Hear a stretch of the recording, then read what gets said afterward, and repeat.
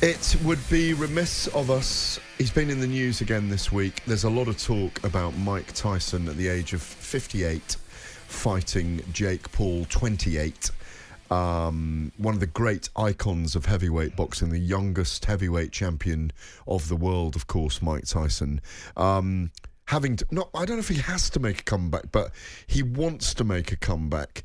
He told reporters 20 years ago he was never going to be seen in a ring again. We've had that exhibition bout with Roy Jones Jr., a big selling pay-per-view, 1.6 million pay-per-views it did. It was one of the most, the richest fights of the year when they fought, and it was a hug fest, frankly.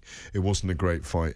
I am very concerned about the news this week that this is a sanctioned boxing bout that will count on the record. I do not want to read on boxrec.com or on Wikipedia that Mike Tyson in 2024 lost to Jake Paul, an influencer and a YouTuber, in a veritable boxing match. It's just not right. And I think we should be concerned about his health, and I think we should be concerned how one of the greatest living icons of our sport, Spencer Oliver, is forced to fight. Yeah, do you know what, Gareth? You just summed that up beautifully. You really have.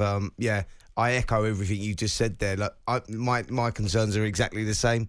You know, I get it. I love the exhibition thing, and like when he boxed Roy Jones, for me, it was all about. You know, we commentated on that actually in here. You know, and I looked at it and I just thought, you know what? It's great seeing Mike reliving my childhood, seeing Mike do that ring walk and forget what happened in the ring because I knew it was an exhibition. It was just seeing him do that. This iconic figure.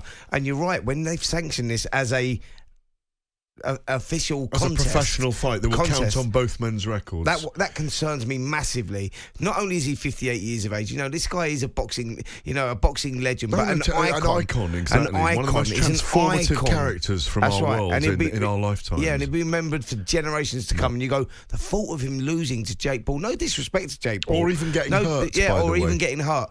People must remember this guy's 58 years of age. Not only is he 58 years of age, retired 19 years ago, like you say, against Kevin McBride, and that was a sad sight to see there, and he was crying afterwards, saying that the fight had left him, and you know he was a shell of his former self.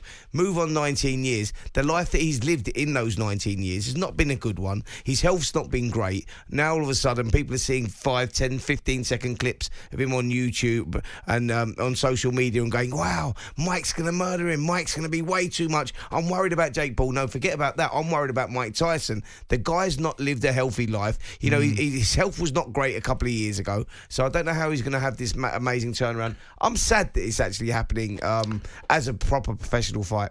Well, we heard from him earlier, but another legend from boxing, the former British featherweight world champion, Prince Naseem, when he was in the studio yesterday, asked if he was interested in the Mike Tyson versus Jake Paul fight, and this is what he had to tell us.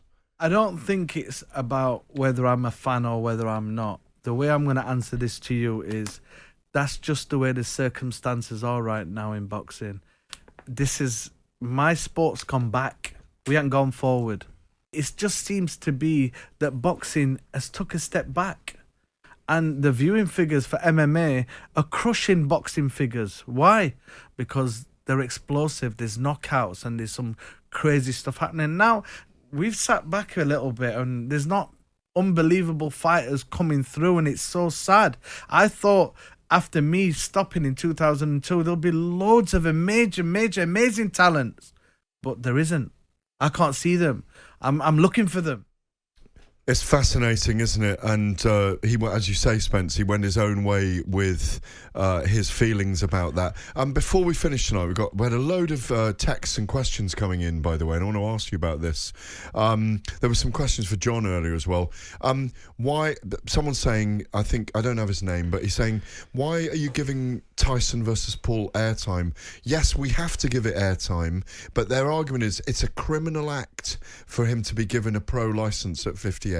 Talk about Serrano versus Taylor 2 on the undercard, as it deserves I'm sure it's attention. That is true, but it's been added to that card to give it credibility. Absolutely. Listen, the guy's got a valid point, exactly what he's saying, and I totally understand where he's coming from and what he's saying, but how can you not talk about we're talking about a boxing icon here, so it is going to be huge news. Yes, Taylor Serrano is the talking point, but adding that fight to that card will get more eyeballs on it. Love it or hate it, and whether it's criminal or not criminal, I'm with this guy. I think it is criminal. I don't think it should be happening as a professional boxing contest. I think it is it's not a good mark on the sport, but the facts are the facts. We live in a world of entertainment, and people will tune in to watch that fight.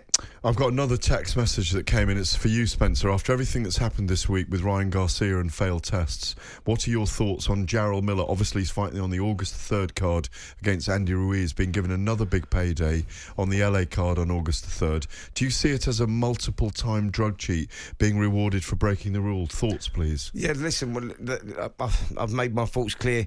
You must be unhappy about it. Very unhappy. Listen, one strike, and I'm saying you should be out. 2 strikes, you should be definitely gone. 3 strikes, and this is becoming a joke. I mean, at what cost, Gareth? This is what I'm talking about. We're in a sport that is, and I can say this louder than anyone else because of my experiences in the ring. I say we're in a sport where people get seriously injured, like I did, or they lose their lives. Now, why we don't condone drug cheats within the sport. You get caught, in my eyes, you should get thrown out. If you don't get thrown out, you should get a massive ban. If you get caught again, come on, man, shut the book. They've got to go. So that Jarrell Miller thing, I think that it's happened far too often. On AM, on DAB, via the talkSPORT app, and on your smart speaker. talkSPORT.